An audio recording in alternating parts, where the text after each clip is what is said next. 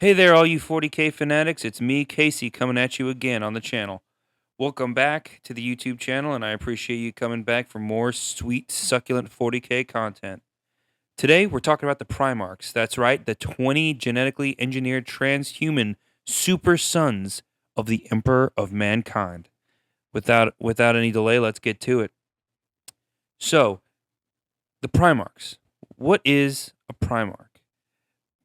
So, you got the Emperor, the main man, the big E. He took his own DNA and he made these perfect generals, warriors, and statesmen that he could use them to lead his Great Crusade and spread his imperial truth. They were immortal and untouchable by disease. Each had a potent charisma and martial prowess that made them like the gods of old. Also, each of them embodied a different aspect of war and even a different aspect of the emperor himself. They would be his best military commanders and politicians, the likes humanity had never seen. The Primarch project itself was a massive scientific project taken by the Emperor of Mankind far before the Unification Wars began. The Emperor made 20 individual superhuman genomes using his own arcane perpetual genetic code as the base.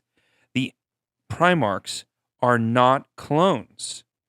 He developed the pure Primarch strain, and afterwards, he took different genome strands made from the original and deleted individual parts from the pure strain to make different human genomes for each Primarch.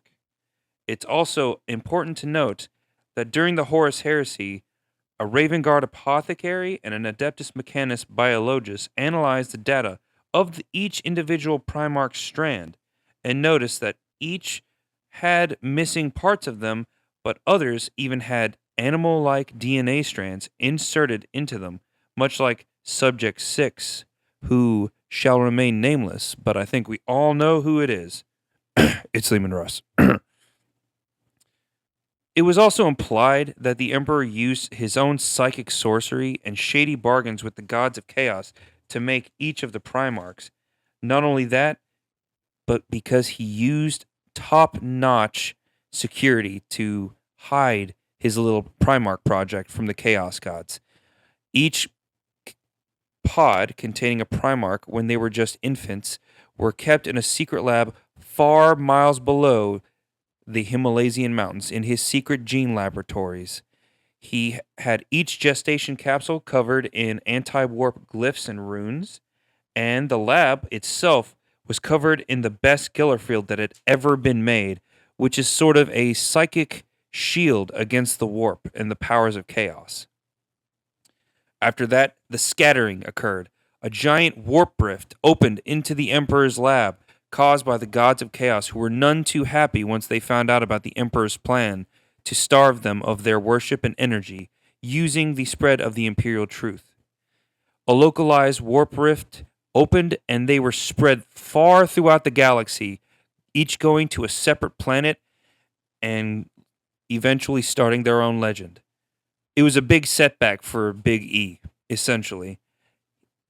At that point, he used the DNA from his gene sciences to use the Primarch's DNA to produce gene seed, which would be implanted into adolescent males that then would take on the many physical and mental properties of each Primarch.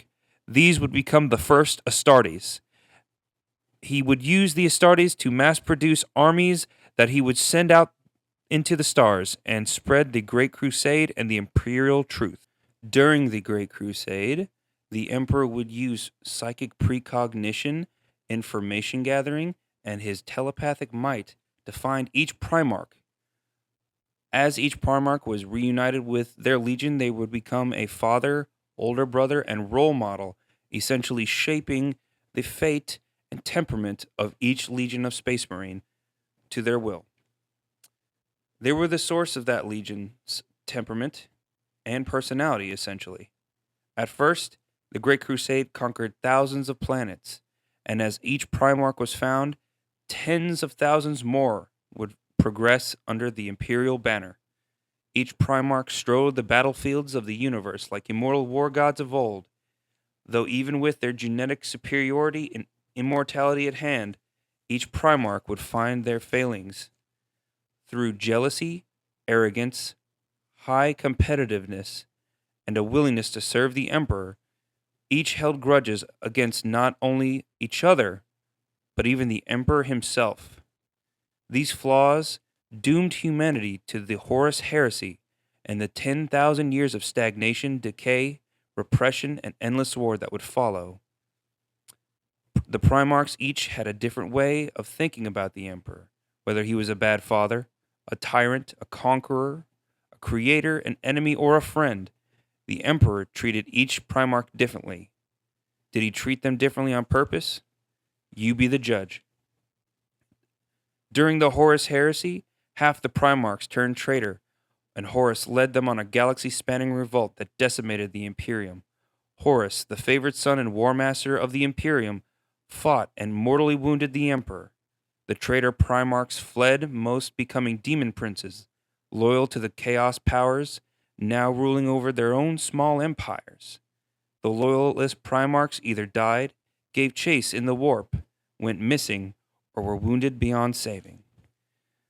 And that has been the grim darkness of the far future. I hope you guys enjoyed this video.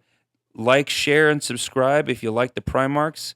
Thanks for listening, and I'll see you back out there in the grim darkness of the far future. Peace.